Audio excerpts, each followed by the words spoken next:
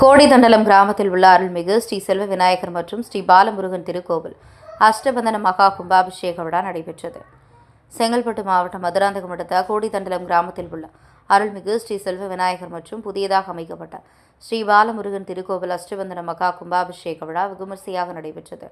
இந்த மகா கும்பாபிஷேக விழா கடந்த வெள்ளிக்கிழமையன்று கணபதி ஹோமம், மகாலட்சுமி ஹோமம், நவகிரக ஹோமம் உள்ளிட்ட பூஜைகளுடன் முதல் கால யாகசாலை பூஜை தொடங்கியது.